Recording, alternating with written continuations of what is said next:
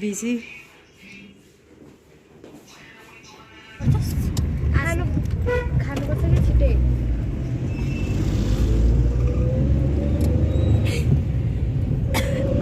कस्तो राम्रो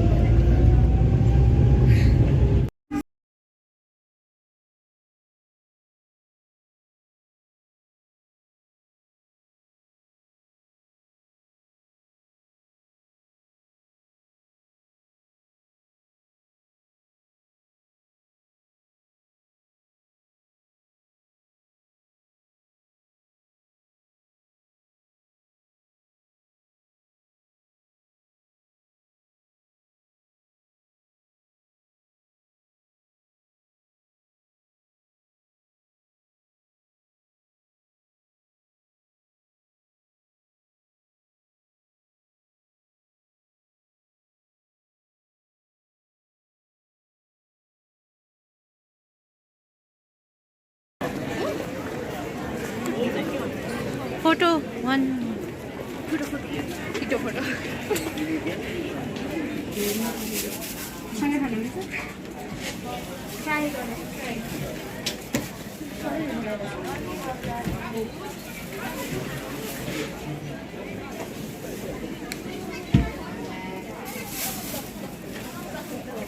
एउटा स्कुप पछि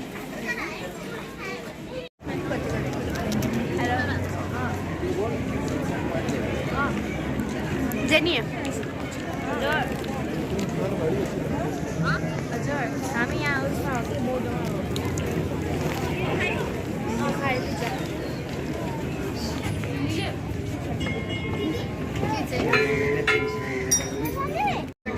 Hello guys! So nandito tayo sa loob ng Boda. Last time nandito tayo pero nasa labas lang tayo. This time nasa loob tayo.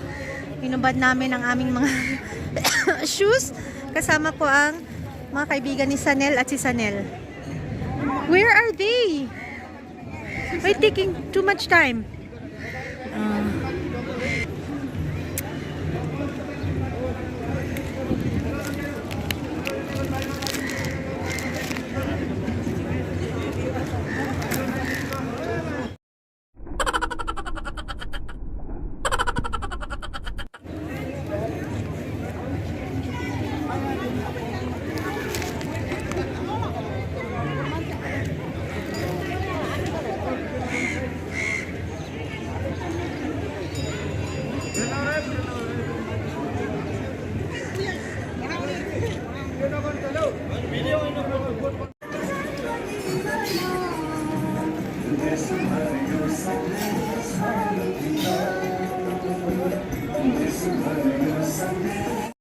You open it here. So here, I have to open it here in order to find the topic before, right? So this is the courseware. Yeah, of course. And then after that, school material. After that, what's the topic? Pearson, right? Pearson. And then speak up. Speak up one. Here. Okay, now it's loading. It's here. Hello, Amy. Hi. Can you hear me? You can hear me? Yes. Yeah, okay. So I want you to introduce yourself first. Because yesterday it was your sister. Please introduce yourself. My name is Amy. How old are you? I'm 8 years old. Oh, I see. How many members in your family right now? 4. Can you tell me who are those people, please?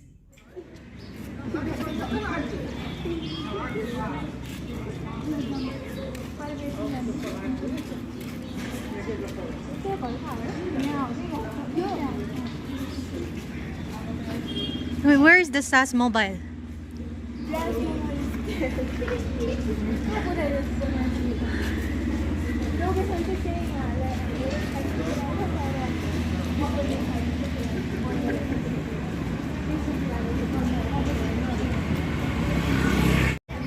Hi guys, hinatid ko si Sanel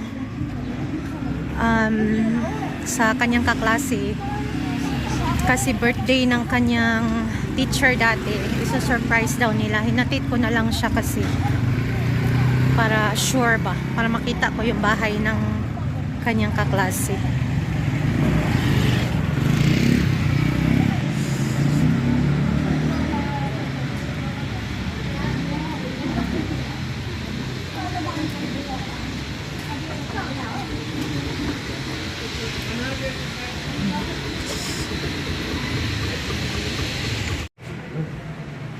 Looks up.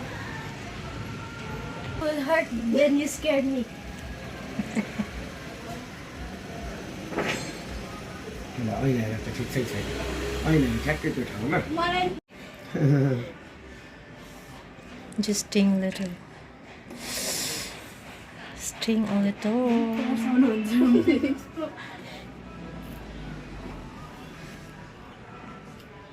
जुन चाहिँ राम्रो छ नि त्यसले छेडिदिला रहेछ ल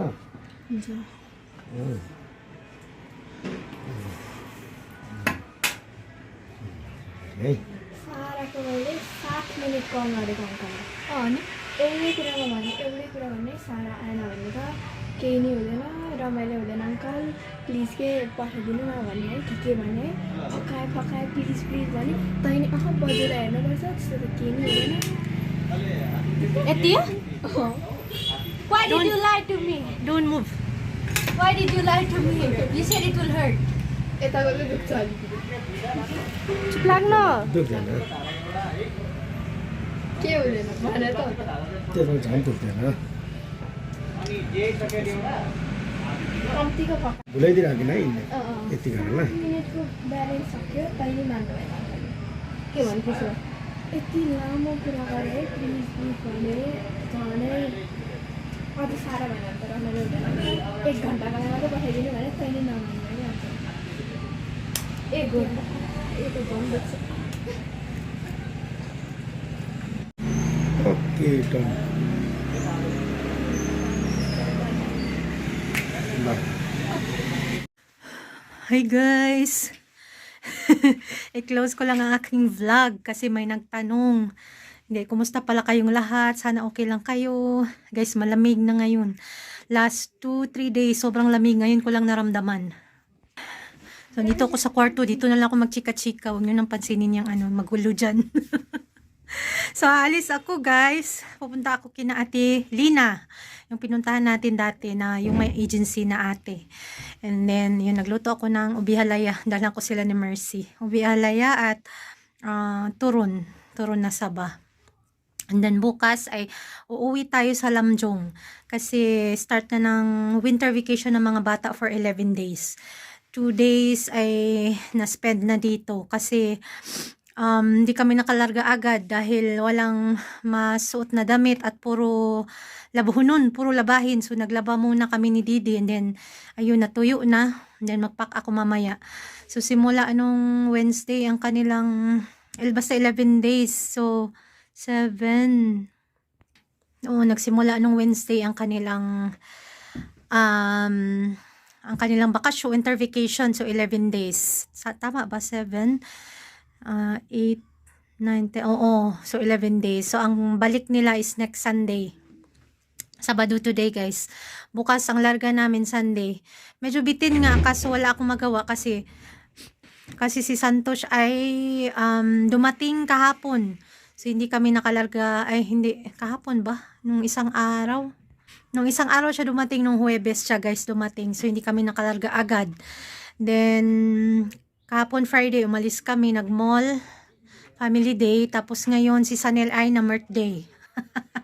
Nagpa-extra siya guys dito, Gusto ko rin, kaso takot ako, parang ayoko, parang matanda na ako sa ganyan. Kay Sanel bagay. So, ayun, may nagtanong, isasagutin ko lang saglit. Nasaan, hindi niya na nakikita si brother-in-law. Hindi ko na na-screenshot, madali ako guys. So, hanapin ko nga yung comment niya. Yun si Ma'am Marilyn Funk. Ma'am Mary, nahanap niya si brother-in-law. So, ayun. Shout out Ma'am Mary, Ma'am Marilyn Funk, ayun. And then si Ma'am Georgia, hinahanap niya si Didi, yung ating tagahugas na medyo may edad na. Si Didi po ay umalis na kasi nagkasakit po siya, hindi niya na kinaya yung trabaho. So, bumisita siya dito nung kahapon, nung isang araw, para kunin ang kanyang sahod. And then, sinabi niya na kung wala pa kaming mahanap na tagahugas, ay babalik siya. Pero after winter na kasi, sobrang hirap po magtrabaho pag taglamig. So, ayun, babalik daw siya. Magaling yun si Didi, si Ama. Kahit matanda na guys, magaling yung kanyang quality, ang kanyang trabaho. Kaya, sana makabalik siya. And then, si brother-in-law po ay nagsabalutan. Naglayas po yan siya. So, wala siya dito for matagal-tagal din guys. Siguro mga 3 weeks siyang wala dito. 2 weeks or 3 weeks siyang wala. Kami dito ni Didi ang nag-manage kasi nag-away po sila ni Santos. They had a big argument, ang sabi pa ni Santos. And then, si brother-in-law po ay ang taong hindi basta-bastang uma-accept ng ng criticism or ng advice o hindi siya basta-bastang umaamin ng kanyang mga mali. So, pag sinasabihan sa ni Santos ay talagang careful yan si Santos. Pero siguro nung nagpunta si Santos dito ay nakita niya ang sistema kung paano ba magtrabaho. Hindi nga nagtatrabaho si brother-in-law guys. Lagi yan siya may bisita na sabi niya friend niya lang pero hindi yon. hindi siya friend lang pero yun yung sabi niya. At ayaw ko dun sa kanyang bisita na yon kasi paano ko ba sasabihin? Hindi siya guys, hindi siya single. Hindi siya single. So sabi ko wala akong problema kung may bisita siyang babae. Basta yung babaeng walang sabit ang gusto ko sana. So sabi ko sa kanya, she's not allowed here anymore. And then yung nag-away sila ni Santos guys, umalis siya and then hindi siya bumalik. But hindi po siya tinawagan ni Santos kaya matagal siyang hindi nakabalik. Alam nyo yun? Pero nung wala siya dito, na-manage namin ni Didi. Kaso iba talaga pag may lalaki dito guys na na nagbabantay kasi may mga lasing, may mga nag-check-in na lalalasing, and then mga lalaki mostly ang mga guest dito. So somehow naging kailangan namin siya, si brother-in-law, kasi matagal na siya ang nag-manage dito. So tawag siya ng tawag kay Didi, nangungumusta. So okay naman ang resort na ma-manage naman, pero syempre iba pa rin yung andito siya kasi siya yung nag-manage talaga ng matagal dito. So ayun, bumalik siya guys, pinabalik siya hindi siya pinabalik ni Santos, siya ang kusang bumalik dito kasi mahirapan na siyang maghanap ng ibang trabaho. Tsaka pag naghanap siya ng ibang trabaho guys, gusto niya office. So I think mas madali sa buhay niya kung dito siya ang magdala ng resort na to, kahit hindi man kalakasan, pero meron naman tayong mga guest guys. Ayun. So mga mga 2 weeks na siyang andito, nakabalik na siya. So pagbalik niya, ayun, medyo kami, hindi na naman kami nagkaintindihan kasi nga yung bisita niya ay laging nandito. Tapos alam nyo yon, libre ng kung ano-anong inibigay niya, tapos sinahatid niya, libre din, siya ang nagbabayad lahat. So sabi ko, wala akong problema sana kung walang sabit. Kaso, ewan ko, hindi ko alam kung anong storya ng babaeng yun, basta siya, pamilyado. May anak. So, sabi ko, hindi siya pwede dito. She's not allowed here. So, wala na, hindi na siya nagpunta dito. So, titingnan ko kung hanggang saan, hanggang kailan. Basta, she's not allowed here anymore. And then, ayun guys. So, yun, bumalik siya. And then, naging smooth naman ngayon na ang aming operasyon. Aming sistema dito. Ayun, Ma'am Marilyn, sana natubag na ko imong pangutana. Sana nasagot ko po kayo. Gusto ko lang po thank you so much kay CKO Mainable. Alam nyo guys, nagulat ako kasi yung yung aking guys, yung aking income ay, hala, ba't biglang lumaki eh? Wala akong upload ng ilang weeks. Agoy, nung tingnan ko guys, nag-gift na naman si si ate. From siya guys, ito si Ma'am Siki Omainable. From Japan siya. Siya yung nagbibigay din lagi kay Mila. So, thank you so much po. God bless po. Siki Omainable. Thank you so much. Diyos na po, si Lord na po ang bahalang magbalik sa inyo ng blessing. Ayun, thank you so much po from the bottom of my heart. So, nakakasahod na naman po ako soon dahil sa inyo. Thank you all so much. And ayun, nag-iingat po kayong lahat. Maraming salamat. Merry Christmas, Happy New Year belated. Wala nang so sobrang naging busy lang po nung the past few weeks. So, try kong mag-vlog ulit doon sa village guys. So, ayun, maraming salamat. See you all on my next vlog. Bye for now. Thank you. God bless everyone.